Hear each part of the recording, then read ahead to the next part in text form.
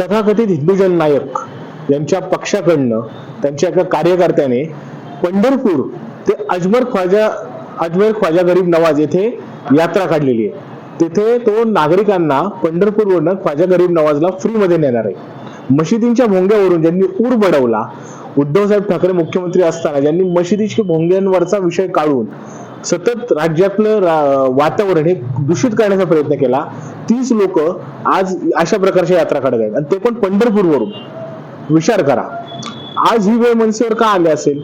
कदाचित भाजपने त्यांच्याकडे केलेलं दुर्लक्ष हे त्याला कारण असू शकतं. कारण लोकसभेला एवढी मदत करून सुद्धा, एवढ्या सभा घेऊन सुद्धा भाजपने विधानसभेला त्यांच्यासोबत युती करण्याचाही नकार दिला. शिवाय मनसेचा विधान परिषदेचा उमेदवार भाजपमुळे मनसेला मागे घ्यावा लागला. त्यामुळे ही नामुष्की ओढवली आहे का? महाविकास आघाडीकडे किंवा इंडिया आघाडीकडे जाणारी मुस्लिम वोट बँक डायव्हर्ट करण्यासाठी हा मनसेचा केविलवाणा प्रयत्न आहे असं आम्हाला या ठिकाणी वाटतं. पण एक गोष्ट प्रांजळपणे सांगतो की ही वेळ जर राज ठाकरे सारख्या नेत्यावर येत असेल किंवा त्यांच्या पक्षावर येत असेल तर त्यांनी एकदा तरी आत्मचिंतन करावं. मला कायम असं वाटतं की ज्यावेळेस एखादी भूमिका घ्यायची वेळ आली त्यावेळेस मनसेने भूमिका घेतली नाही. ज्यावेळेस महाविकास आघाडीचा प्रयोग या महाराष्ट्रामध्ये झाला, ज्यावेळेस उद्धवसाहेब ठाकरेंच्या नेतृत्वाखाली महाराष्ट्रामध्ये एक नवीन सरकार, एक नवीन प्रयोग आला, त्यावेळेस मनसेने तिथं आपलं मत नोंदवण्यास नकार दिला.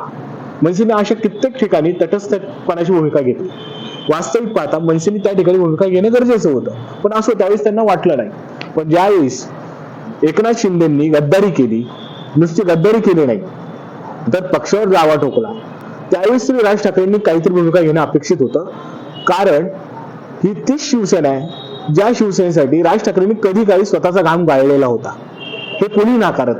अगदी आज जो उद्धव साहेबांसोबत असलेला शिवसैनिक आहे तो देखील मान्य करतो की राज ठाकरेंनी कष्ट घेतलेले होते. तोच पक्ष एकनाथ शिंदे पळवतायत आणि तरी तुम्ही काही बोलत नाही, तर तुम्ही नेमके कशासाठी गप्प बसलात हा प्रश्न येतो. कारण ठाकरेंशिवाय शिवसेना हे कधी होऊ शकत नाही. ठाकरेंवर महाराष्ट्राचं एक विशेष प्रेम आहे. कारण मी स्वतः असं मानतो की या महाराष्ट्रामध्ये जो एक शोषित वर्ग आहे त्या शोषित वर्गाला स्वतःचा आवाज देण्याचं काम हे ठाकरेंनी केलं. मग ते प्रबोधनकार ठाकरे असतील, ते बाळासाहेब ठाकरे असतील, ते राजसाहेब ठाकरे असतील, ते उद्धवसाहेब ठाकरे असतील किंवा आदित्य ठाकरे, अमित ठाकरे, तेजस ठाकरे, पूर्ण ठाकरे फॅमिली.